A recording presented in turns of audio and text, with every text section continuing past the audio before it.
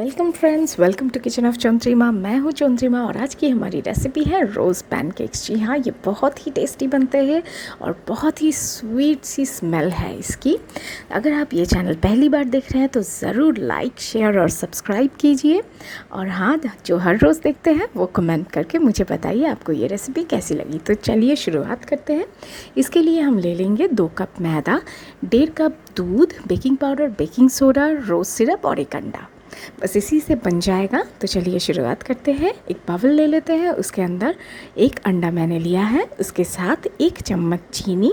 अब एक विस्कर की मदद से उसको बहुत अच्छी तरीके से मिलाएंगे ताकि कोई भी लम्स ना रह जाए। फिर उसके अंदर हम 2 कप मैदा डाल देंगे। उसके अंदर हम डालेंगे 1 कप दूध। दूध जो है वो यहाँ पे मैंने रूम टेम्परेचर पे लिया है। गर्म या ठंडा होने से जो मिक्सचर है, बैटर जो है वो अच्छा नहीं बनता है। तो इसको अब अच्छे से विस्कर की मदद से इस तरीके से पूरा, देखिए मैंने पेस्ट बना लिया है। उसके बाद 2 चम्मच हम डालेंगे बेकिंग पाउडर और 1/3 चम्मच हम डालेंगे बेकिंग सोडा। सोडा ज़्यादा हो जाने से टेस्ट ख़राब हो जाता है।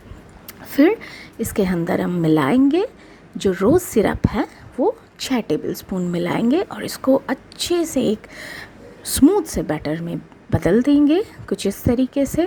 जब ऐसा ये दिखने लगेगा, उसके अंदर थोड़ी सी कलर ऐड करने के लिए मैं यहाँ पे 1/2 टेबलस्पून डाल रही हूँ फूड कलर। ये रेड फूड कलर है, ताकि जो पिंकिश जो लुक है इसका, जो हम बोल रहे हैं रोज़ पैनकेक्स, ऐसा बन जाए। देखिए इस कंसिस्टेंसी में बनने के बाद एक पैन ले लेंगे। आप चाहे तो नॉन स्टिक भी ले सकते हैं, बटर ऑप्शनल है।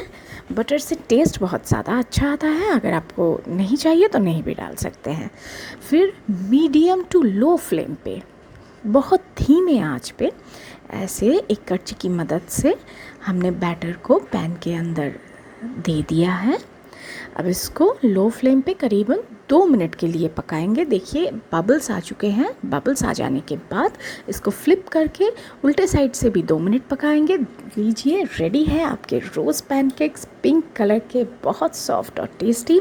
जितना मैंने बैटर लिया है उससे तकरीबन 9 पीस, यानी कि 9 पीस पैनकेक बन जाएंगे। ये बहुत ही कन्वीनियंट भी है। ये देख सकते हैं आप, बहुत सॉफ्ट और फ्लफ़ी बने हुए हैं, बहुत टेस्टी है। तो इसको कभी भी आप बना सकते हैं, खा सकते हैं और एंजॉय करिए अपने फैमिली के साथ। ये बहुत टेस्टी बनता है। अब इसके साथ आप थोड़ा सा यहाँ पे मैं गार्निशिंग के लिए हनी जो है वो यूज़ कर रही हूँ। हनी से इसका फ्लेवर और भी एनहांस हो जाता है और ये बहुत टेस्टी है। प्लीज़ एंजॉय और कल फिर मिलते हैं एक नए रेसिपीज़ के साथ। Please subscribe.